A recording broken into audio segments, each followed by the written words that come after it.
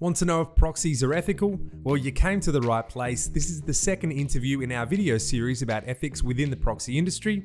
And today I talk to Or Lenchner, the CEO of BrightData, formerly known as Luminati. Hey Or.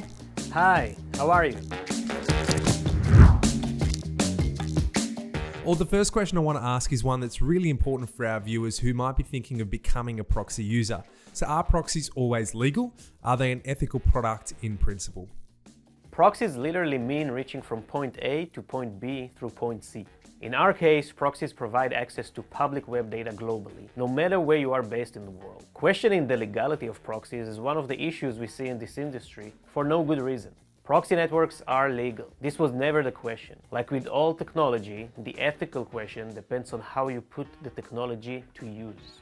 As an operator, you need to ensure that you practice the highest standards and meet the most comprehensive compliance-driven guidelines. This is why we have built a compliance department, which is unprecedented in our industry, that looks into every single use case and ensures that it follows regulation. We adhere to the highest ethical standards, implement the most rigorous KYC, which stands for Know Your Customer processes, and monitor our network 24/7 through automated and manual checks. It's a very good point. It's all about how you put the technology to use. Actually, another question that comes up right after are proxies legal on Google search is, are proxies safe? So why do you think some people are wary when it comes to proxies? Actually, I don't think people are wary when it comes to proxies. Proxies are at the heart of the internet and are being used by most internet users, companies, and organizations. Just by looking at our customer list, I'm pretty sure that there is zero concern. The web is the largest public database in the world, and it remains relevant no matter what you do. Whether you are a researcher looking to conduct academic research, or a retail company wishing to compete in a very competitive landscape, you need access to public web data to make sure you know exactly what is happening in your research or business domain. Just imagine what would happen if we do not have such access. Consumers would pay more. The COVID-19 vaccine, for example, would have taken longer to develop and track, and many more critical missions could not be accomplished. As a company that offers proxy network access, we need to ensure that such access is used for providing the exact value I described. It all starts with comprehensive compliance, and I urge all operators or vendors to invest a lot of resources in it. So what boxes should a provider tick to be considered ethical? Let me start by stating that to trust the data you receive, you need to ensure that you are working with a reliable partner and that the proxy network you are using is trustworthy. We, as market leaders in this space, take this responsibility very seriously. I think that every provider should focus on placing compliance above all and look into each use case by considering if the use case promoting a transparent view of the public web.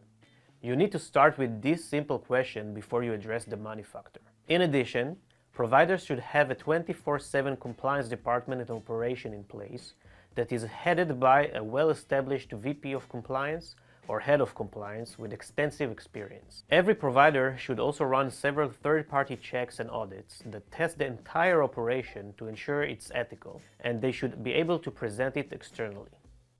Is BrightData an ethical proxy provider? And if so, what did your road to ethicality look like? Was it all smooth sailing?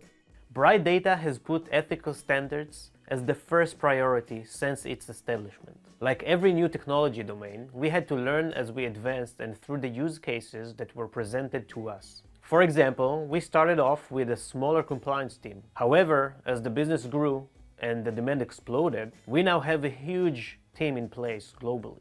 We also recently appointed a VP of Compliance and Ethics that came over from KPMG, which is very well known for its high ethical standards. It is equally important for me as a CEO to remain on top of all of this and to be directly involved in the more complex cases. This is a rapidly evolving industry, and the data domain is only growing. Ethics is at the heart of every data company and should be the top priority of every data company and partner.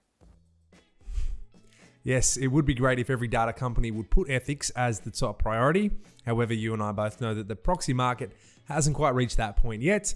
Some providers have more ethical approaches than others. So why should businesses care about finding an ethical proxy provider? Does it have any legal or marketing implications on the business? In short, of course it does. The proxy network is there to retrieve public web data. You as a customer want to ensure that the data you receive is of high quality as well as reliable, and that starts with the partner or vendor you select. Just imagine you are using a provider whose network is not extensively monitored, or that grants access to every possible use case for revenue regardless of compliance or international regulation. What would it mean for your data and your operation? Is this something you wish to put yourself or your business through? You want to ensure that the proxy network you use is not only following global regulation, but is using its power ethically to promote transparent access to public web data, and is doing so while being transparent itself. So what are the different ways to get proxies? In our context, a proxy is an IP address. You have a limited amount of IP addresses in the world, and they are just like real estate. They are unique, no two IPs are the same, and you can buy or lease them. Okay.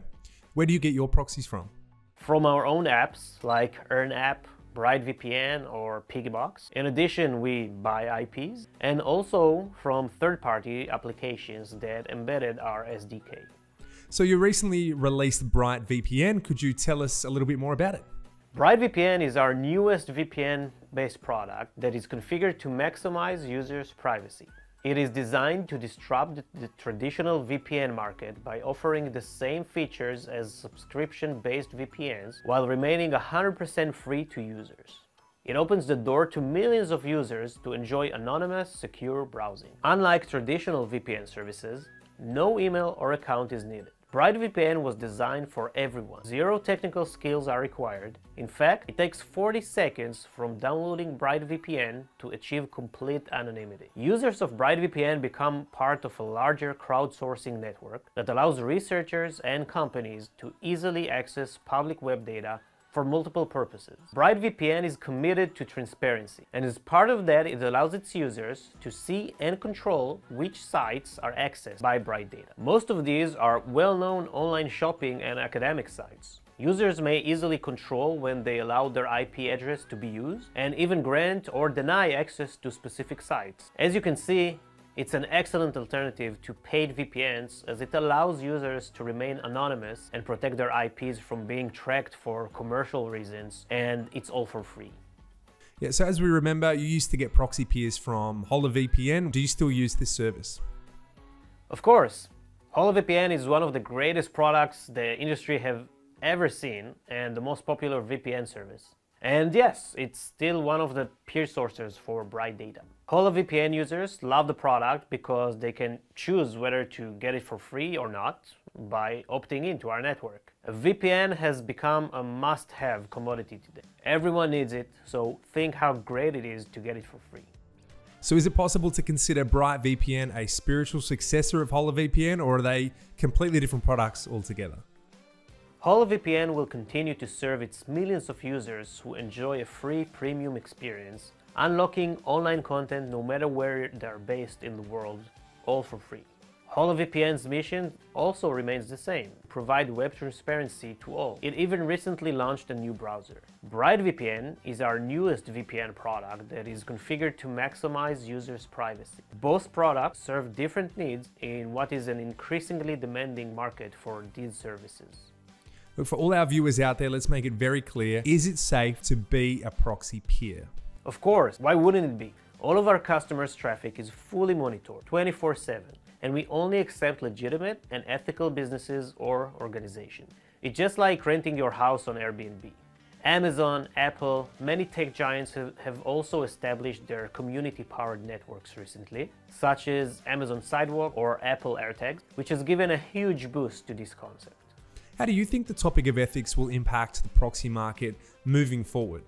Proxy networks and ethics go hand in hand. This will continue to be and should be our reality today.